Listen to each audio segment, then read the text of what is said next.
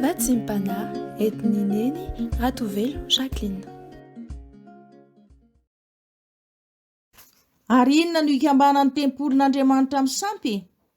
Fa isika no tempolin'Andriamanitra velona, araka nataon'Andriamanitra hoe onona eo aminy sy andeha eo aminy aho ary izy ho oloko.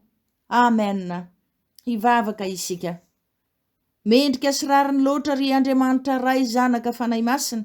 Raha andohalika ihany koa eo amin'ny tongo masina indray izay amin'ity maraina vaovao ity.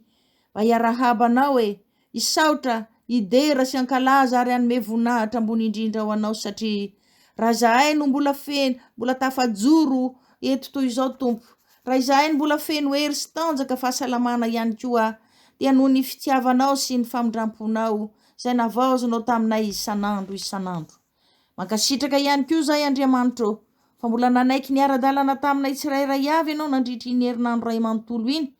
Nafampitantana taminay tamin'ny tanan'ny fahamarinanao ka tsy mba navelanao nandeha irery izahay. Nanatrika fenonay ihany koa ianao tamin'izay rehetra nataonay dia tanteraka sy lavorary zany noho ny voninahitrao. Ankehitriny indray Tompo malalo, mbola nomenao tompo-pahasoavana izahay, mbola afaka indray iombom-bavaka miaraka aminao eto. Andre ny afatrao, ampianaranao anay izay rehetra fantatrao fa mahasoa sy mahatsara ny fiainanay rehetra. Koa mangataka mitalao tanteraka aminao Tompo malalo, mba meteza menao ay tsirairay avy izay vory eto fenoa ny fanahinao masina izahay, fanahy maherinao ihany koa. Hanolotsaina anay, hanokatra ny masom-panahinay, mba hahafahanay mandray tsara amin'ny mpitiavana ny teninao rehetra, ka navaozanay anatsaranay ary koa anitsinay ny lalandisonay rehetra Tompo. Dia mitenena aza Tompo, fa volona iainanao izahay olonao rehetra. Amen. Dia mbola faly miarahaba antsika mpianakavy ny finoana rehetra ry havana amin'ny anaran'ny Tompo. Ary faly ihany koa manonona ny fahasoavana mba hampiadanana avy amin'Andriamanitra ray sy Jesosy Kristy Tompo, ary ny hery fampiraisana avy amin'ny fanahy masina. Amen. Ny teny izay angalantsika fampahirezana ry havana androany dia izay hitantsika eo amin'ny Koritianina voalohany toko 7, ny 9:40 sy ny 17. Koritianina voalohany toko 7, ny 9:40 sy ny 17. Arovakitsika zany amin'ny anaran'i Jesosy Kristy Tompon'ny teny. Tsy fantatrareo va fa tempolin'Andriamanitra ianareo ary ny fanahin'Andriamanitra mitoetra ao anatinareo? Raha misy manimba ny tempolin'Andriamanitra dia mba ho simbain'Andriamanitra koa izy, fa masina ny tempolin'Andriamanitra dia ianareo izany. Amen. Rehefa avy namaky izao andin-tsoratra masina izao ry havana, dia lasa ny saina hoe tena te hanamafy amintsika tokoa ve ny Tompo? Sa te hampatsiahy antsika sa ho adinontsika? Sa koa ve tena te hampafantatra mihitsy ho an'ireo izay mbola tsy mahalala fa tempolin'Andriamanitra ne isika ary fanahin'Andriamanitra no ao anatintsika? Matetika tokoa mantsy ry havana rehefa miresaka hoe tempolin'Andriamanitra dia ny zavatra tonga ao an-tsaina voalohany indrindra dia ny hoe trano fiangonana, trano fivavahana. Ary marina tokoa izany satria rehefa hivavaka sy hitady an'Andriamanitra ny olona dia mandeha mamonjy makany amin'ny trano fiangonana avokoa. Noho ny taty aoriana nefa dia anambaran'i Jesosy Kristy fa izaho sy anao mihitsy, isika rehetra mpanaradia azy izao no lazaina fa tempolin'Andriamanitra. Ary voalaza ihany koa fa ny tempolin'Andriamanitra dia tempolin'ny fanahy masina ihany koa, dia tsy maintsy mitoetra ao anatintsika zany ny fanahy masin'Andriamanitra. Rehefa tena manaiky hitoetra tsara ao anatintsika ny fanahy masina ry havana, izany hoe hitoetra amin'ilay toerana madio, tsy misy tsiny, tsy misy faharatsiana, dia tsy maintsy hiseho tsikelikely eo amin'ny fiainantsika amin'izay ny fahatsarana rehetra vokatra entin'ny fanahy masina. Tandremo nefa fa na dia hitady sy hikatsaka izany fahatsarana izany manerana n'izao tontolo izao azy isika, dia tsy hahita mihitsy akory raha toa ka tsy mitoetra ao anatintsika ilay fanahy masin'Andriamanitra mpitondra izany fahatsarana izany. Koa raha miteny amintsika tsirairay avy ny Tompo androany ry havana hoe tempolin'Andriamanitra isika, dia tokony samy anontany tena angamba hoe tena mendrika hisalotra izany anarana izany tokoa ve aho? Tena atao anatiko tokoa ve ilay fanahy masin'Andriamanitra mpitondra fahatsarana? ary raha tena tempolin'Andriamanitra tokoa aza isika mokove ilay Andriamanitra tompotrano mbola ao anatintsika ihany, sao mantsy isika riavana faly fotsiny mitonona hoe kristianina tempolin'Andriamanitra, kanefa Andriamanitra efa tsy ao anatintsika intsony, efa tsy tamana fa efa niala noho ny fahalotona sy ny faharatsiana ao anatintsika. Ny tena mampatahotra mantsy riavana dia ilay tenin'Andriamanitra vao avy norenesintsika teo hoe raha misy manimba ny tempolin'Andriamanitra dia hosimbain'Andriamanitra koa izy, fa masina ny tempolin'Andriamanitra dia ianareo izany. Ary io dia tenin'Andriamanitra tokoa fa tsy tenin'Andriamanitra riavana, fa tsy tenin'olombelona riavana. Noho izany tsy maintsy toavina izany, tsy maintsy ho tanterahana satria saro-piaro loatra Andriamanitra, ary satria ihany koa izy ilay Andriamanitra manana ny fahefana feno amin'ny zavatra rehetra. Noho izany dia afaka hosombainy avokoa ireo izay karazan-javatra maro eo amin'ny fiainantsika, eo amin'ny fahasalamantsika, eo amin'ny tokantranontsika sy ny ankonantsika, eo amin'ny asa fivelomantsika rehetra ihany koa. Izany hoe ny zavatra rehetra izay nataon'Andriamanitra teo amin'ny fiainantsika zany rehefa tsy manaja, mandoto sy manimba ny tempolin'Andriamanitra isika, izay isika ihany io, dia manana fahefana feno Andriamanitra hanala sy hanimba izay tiany rehetra hosombainy eo amin'ny fiainantsika. Izany ny riavana no antony lehibe nanafatra faran'Andriamanitra antsika mihitsy hoe masina ny tempolin'Andriamanitra dia ianareo izany. Koa raha mbola maniry ho feno fahatsarana vokatry ny fanahy masin'Andriamanitra eo amin'ny fiainantsika ihany isika riavana, dia tsy maintsy tokony hanaja mandrakariva ny tempolin'Andriamanitra, hiaro azy koa amin'izao karazana palotona maro rehetra izao, ary indrindra ihany koa tsy maintsy miezaka ho feno fahamasinana ihany koa. Ny trano fiangonana ivavahantsika ny riavana ka tsy maintsy diovana matetika, tsy maintsy esorina eo avokoa izay rehetra mandoto ny fiangonana alohan'ny ivavahantsika. Koa ny tenantsika izay nolazain'ny tompo fa tempolin'Andriamanitra koa izany, dia tokony mba ho masina mandrakariva, tokony hadio ho lavitry ny ota ary ny faharatsiana maro isan-karazany avy amin'izao tontolo izao ihany koa. Satria ny fitaovana ampiasain'ny devoly handotona hanimbana ny tenantsika riavana dia tsy misy afa-tsy ny ota ihany. Ka raha vao resiny mena amin'ny ravoravo maro isika, tahaka ny toaka ohatra, ny sigara, ny zava-mahadomelona, ny fijangajangana maro isan-karazany, dia tsy maintsy potika isika, tsy maintsy rava vetivetika ny tenantsika. Kaoka isika samy ezaka avokoa mba hiaro ny tenantsika amin'ireo loto maro n'izao tontolo izao, amin'ireo zavatra mety ihany koa hanimba sy hanapotika ny tenantsika, ka tsy hatamana ny fanahy masin'Andriamanitra intsony ilay mpitondra fahatsarana eo amin'ny fiainantsika. Raha sanatria kosa ka tsy voatandritsika ny tempolin'Andriamanitra ka lasa simba sy lao, dia tena manana fahefana feno tokoa ny tompo riavana hanapotika izay tiany rehetra hopotena eo amin'ny fiainantsika, ary ataony amin'ny fomba maro samihafa izany.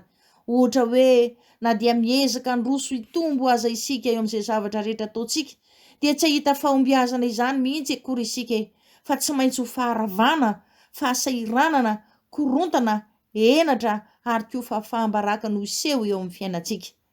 Ary raha sanatria azy isika mbola tsy mety tonga saina ihany, fa mbola hanohy hatrany ilay fitondran-tena ratsy izay nataontsika, dia tsy maintsy mbola hitohy mandrakariva ny fahampotena hiseho amin'ny fiainantsika. Tokony ho fantatsika tsara tokoa ihany koa riavana fa Jesosy anie ka nanambara mazava tsara fa ny tranoko izy dia atao hoe trano fivavahana. Izany hoe ny tenantsika izay tempolin'Andriamanitra, ny tenantsika izany dia trano fivavahana, dia tokony isika ho tena ho tonga ho tranom-bavaka, tokony isika isan'andro hivavaka mandrakariva ka tsy ho reraka, tahaka ny trano fiangonana anie, ny mpivavaka dia mivavaka ao amin'ny trano fiangonana isan'andro, ka tsy misy zavatra atao ho afa-tsy ny vavaka fotsiny ihany. Noho izany ny zavatra rehetra izay ataontsika, ny vavaka fiderana, ny vavaka fisaorana, ny vavaka fifonana, ny vavaka fangatahana famelan-keloka, ny vavaka fangatahana fitahiana maro izay tanterahantsika riavana, dia ataontsika izany ho an'Andriamanitra mba ho solo-panatitra ho azy. Tadidio koa nefa riavana fa maro ihany koa isika kristianina no tsy mahafola tena hivavaka maraina vao amin'ny fo, isaotra sy ideran'Andriamanitra amin'ny tombonandro izay nomeny ary ametraka ihany koa ny tontolonandrontsika eo am-pelantanany. Ao ihany koa ireo izay mivavaka maraina kanefa tsy mahavita mivavaka intsony ny hariva satria vizaka, dia tsy mba afaka isaotra an'Andriamanitra akory amin'ny fitantanany sy ny fitahiany rehetra. Nefa ao koa ireo izay tena tsy nivavaka na maraina na hariva fa dia ny andro fotsiny ny andro alahady izay vao hivavaka, ka dia nandritry ny herinandro ray manontolo dia nanjaka ny jiolahy, nanjaka ny mpangalatra hanafika ao amin'ny tenantsika. Inona moa zany rehetrarehetra zany? Ao ny fankalana, ao ny tsy fitiavana, ao ny fialonana, ao ny avinavina, ny firerehana, ny fitiavatena, ny fiaremana, ary ao ihany koa ny tsy fahaizana mamela heloka ary havana.